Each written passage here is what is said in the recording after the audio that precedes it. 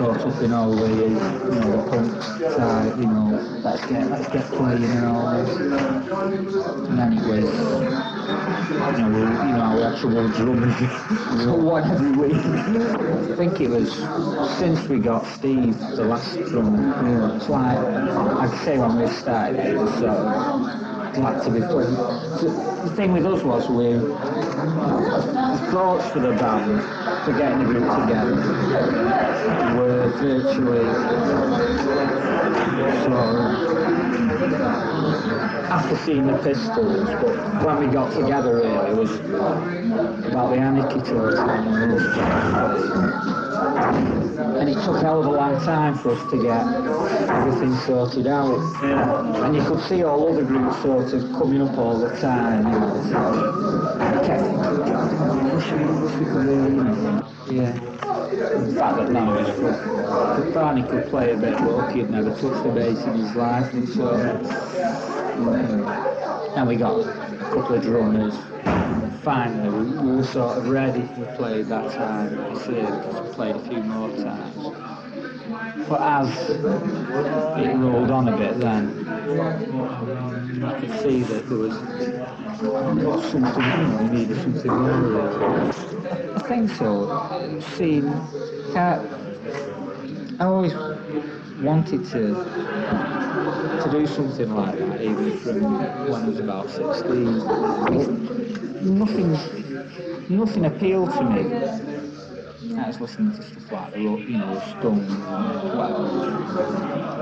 There's just something when I got the Velvet Underground out, I got to their LPs first. There seemed to be something very real about them, the stuff they were doing. It wasn't in anything else, like the lyrics, something you could relate to, well, I could relate to. It's just what I was going through at the time, whether everything was so distant. Just the attitude of the thing, their attitude seemed to be a lot. I remember seeing Lou Reed on telly being interviewed, on the old Universal Test of Disco 2 or whatever they used to call it. And I don't know, he seemed to be. He wasn't the normal, singer in a group, or there was something more to him that seemed to carry on into the way he lived and things like that. It's funny that article in Death covered those groups, dealt with more the performing groups. The actual article actually dealt with groups, the people that were doing, not just playing the music, but were performing on other levels as well.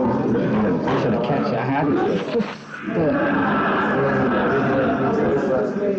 Instead of just thinking about something, you can actually show it as well. There's no need to just sort of sing about it, actually put it over the way it is. If you're totally involved in what you're doing, sometimes you can't sing something. Hopefully to put the feeling in the song, but there's something more about performing.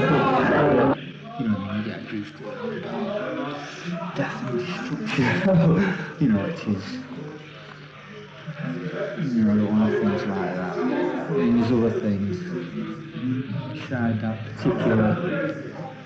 particular feelings that are unsettling. No, I don't believe in doing that, and nothing that we've done to that. But people have been saying, oh yes, Death and Doom, but they're not, none of the songs are. I don't like, I think it's such, a heavy metal thing, that Death and I mean, I don't know, I think some of the things come out of confusion, because I'm not too sure exactly what I want. Remember saying to Tony when I was at school, To give an example of the feeling, when I was at school, it started, I did a month in a sixth form. I had a lot of trouble at school. There was like three of us, three mates, and we all stuck together. Yeah. We all had this idea, well, we'll go down to London. We don't know what we were going to do, but it seemed good to go down to London and get a good job, some kind of job. And one of them left and he trained, I forget where he's working, somewhere local, so I forgot about him. And I left. The other lad stayed on. When I left, I got this, great feeling, free. Then about a couple of months later, I was panicking. What am I going to do? What am I going to do? Yeah. What can I do? It's it's awful. So I think it's that was saying that type of confusion. I mean, it's only now that I feel more or less settled. I think it's because what I'm doing, I'm doing what I want to do really.